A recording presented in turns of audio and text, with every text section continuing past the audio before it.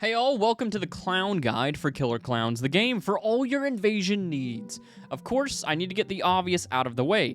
The game has really only been out for about a week, and you can't always queue up as Clown, making trying everything pretty difficult. But I have used every type of Clown, every weapon, and every ability other than the pizza box. Things could obviously change within the meta, and updates within the game, but without further ado, let's begin. To start off, let's go over the basic Clown gameplay loop.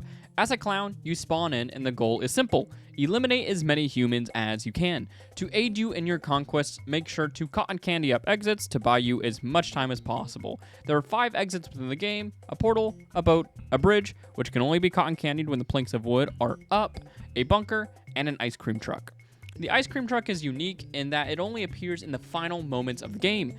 The humans have to rush to it, giving them a final chance for escape. It is wise for Clowns to group up to the ice cream truck when it breaks through to protect it.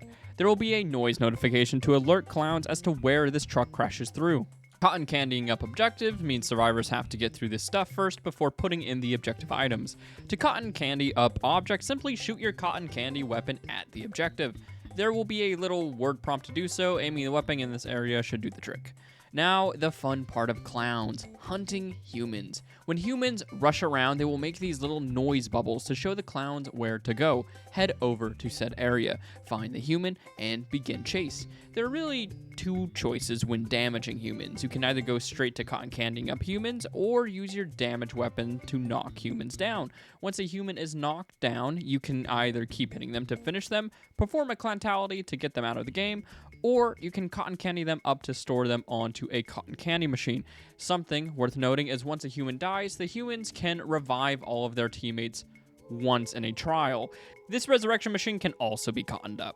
Before discussing the benefits of every single one of these options, let's go over what the cotton candy machine actually does. You can either place cotton candied humans on these as mentioned before, or there will just be cotton candy cocoons found through the map to increase progress within these machines. Every machine can hold up to 4 cocoons, and there are a total of 4 machines. When you place a cocoon onto a machine, it will begin making minions and decrease the time towards the clown apocalypse, which is basically the end of the game, in which a giant wave of energy comes out, eliminating all humans who haven't escaped. The increasing clown apocalypse aspect of the machines doesn't seem to be very useful. Even in bot matches, it's pretty tough to get enough cocoons needed to just finish the game, which leaves the minion aspect of them. Minions, I believe, are worth the cocoons. They go around the map and will find victims, giving you information. They can also take cocoons if you drop cocoons near them, but sometimes this can result in more frustration since they don't always take it or you'll accidentally bonk them. The information I have seen them provide is pretty nice.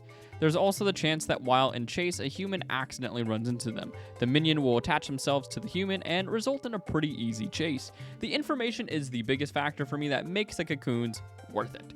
That and the points. Another small benefit is a small 5-second reduction to the cooldown unlock of your next ability. Real quickly, you get 3 abilities. 2 of these abilities will be on every clown, every single match. You cannot change them. The third, you are able to swap. They unlock one at a time through a timer. We'll be going over abilities more in a moment.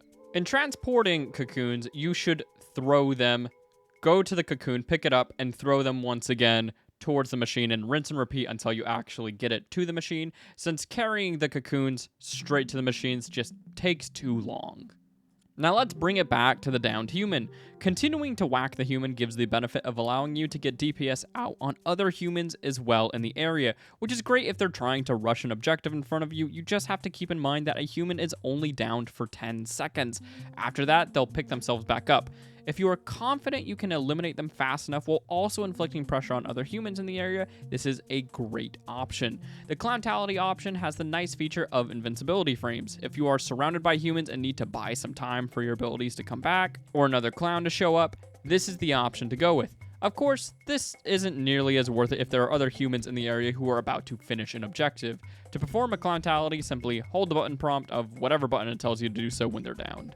Cocooning a human is the most risky, especially if you haven't done any damage to said human. But if the human is down and you cocoon them, especially when you are starting off, I believe it is the best option. You get a ton of points from doing the process of cocooning and hooking humans, giving you nearly triple the points of a normal human execution.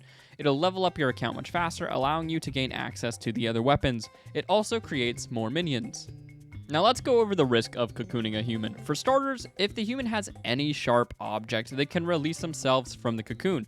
But if you happen to be nearby and you decide to damage the human first, it'll be another easy down into a cocoon. But if you decided to not damage the human and just go straight to cocooning, this could extend the time spent with the human by a ton. I usually recommend always downing the human before cocooning for this reason, and once again, for more points.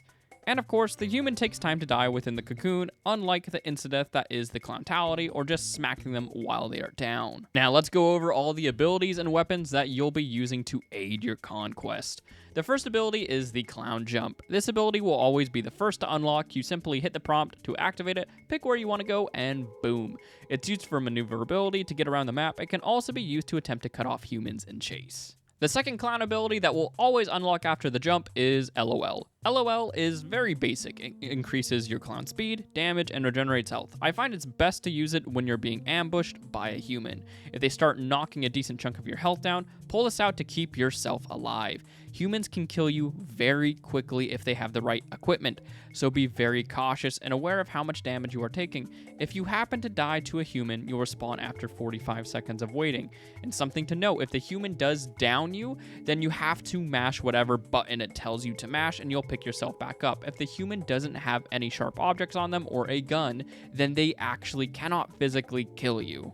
The third clown ability is up to you to decide. You'll unlock more as you level up your clown, the first being lure. Lure is great in the sense that it can just end a chase. The clown will start wagging his little finger and bring in the nearby human that you directed at. The only thing they can do is mash a button to break out of it. It's not a guarantee down all the time unless there's another clown nearby doing their job. The next option is the balloon dog, my personal favorite. The dog is simple. You bring the dog out and it sniffs out a nearby human. Simply follow the arrow. Very useful if you think a human is ratting nearby. The third option is the clown car. It's okay. You can drive around honking your horn, decent for maneuverability, but if you crash into an object, you'll be forced out of it. The goal is to ram into a human, stunning them. While I think the first two options are better, this one is hilariously fun. The last option is a pizza box. You become a pizza box and you can waltz around. Can be used if you want to sneak up on someone or meme, since the base clown walking is very loud due to their squeaky shoes. Now for the weapons, we'll go over the damage weapons first. The first being the hammer. The hammer is pretty great. It recently got buffed and can dish out damage very quickly. It can be charged for a big old swing. The second is the popcorn bazooka. It was nerfed, but might still be the best since you can attack from a distance, and when a human is hit, their aura is shown for a short period of time. You can also run from humans if you're low on health, and popping a shot back every now and then. Safety in distance. The third is the Jawbreaker Mace. This weapon is fine, but I think the recently buffed Clown Mallet is the better close choice between the two of these. The Jawbreaker Mace has a bit more range and is faster than our next option. The fourth is the Gobstopper Flail. This weapon seems to be decent. It has okay AoE and can be charged. When charged, it can one-shot a human. It has more distance than the Jawbreaker Mace, but it's not quite as fast. But I don't think it's as good as the popcorn gun either, so it's like a ranged melee weapon, but I still think the ranged, I don't know, it's fine. If you're like near an objective and you know a survivor's coming and your aim is true, you can flat out stop them from escaping, so that aspect of the weapon's pretty nice. Fifth are the boxing gloves. They're pretty fun and very fast. It can be charged. The charge swing will leave the human stunned for more hits. Now for the cotton candy weapons. The basic ray gun is most certainly the default. Fairly difficult to straight up just cocoon someone and chase, but fine with every other task. The Pentashot. This one I think is the most complicated cotton candy weapon. It fires 3 little cotton candy beams, and I find it to be a bit inconsistent in my short time with it. There'd be times the stars aligned and would cotton candy a human really quickly, and others in which it felt I was doing the same thing, but nothing felt like it was working. This could simply be due to lack of practice with the weapon. With some practice, this weapon could be one of the better ones. The Giga Ray, it's a souped up version of the default weapon, requiring a little charge time before firing. It's just a little more effective. This is usually what I run because I'm lazy and it's easy to use. The laser beamer, I think this is the worst of the bunch. A little laser appears, a charge time happens, and then the weapon fires a big old beam. By this point, the humans will run a million miles away even if you do hit them, and by the time it takes you to get another beam going, their cotton candy meter will be down. It just doesn't seem to be very worth it. The bounce caster, extremely overtuned in pre-release, it has gotten hit with nerfs, but I think it's still pretty worth it. When firing this weapon, the projectile will fly around and eventually explode. When firing at a human, be sure to hit the detonate button when the projectile is near the human, or when you're really firing at any sort of objective like the escapes, to get the hit. The weapon has it all. It can hit multiple humans, good rate of fire, and just effective even after all of the nerfs. Lastly, we have all of the clown types. The Ranger is the default and is a fine class, not really lacking in much of anything. The Tracker is very similar, just able to sense noise bubbles better and run a bit longer. He is slightly slower than the Ranger. We then have the Trapper, amazing stamina and movement, not very good senses, but he has lower health. I find the first two to be better, and if you want a high mobility clown, well, we'll get to him in just a bit. The Tank, he has a ton of health, but is so slow. Even with all of his health as a human, I'm never too worried about him, since he can be outrun pretty easily, and even with the additional health, I have killed these guys pretty easily. The Brawler, or Shorty, he's basically the Trapper, but much better.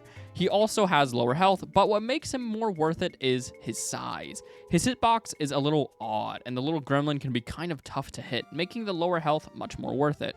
Finally, to win a clown match, you simply have to eliminate 4 of the 7 humans. One last real quick tip, this has to do with the bridge exit. While most exits means the human is out, if a human is trying to use the bridge, they have to go really slowly or it'll collapse. So feel free to ambush the human on the bridge to cause mayhem.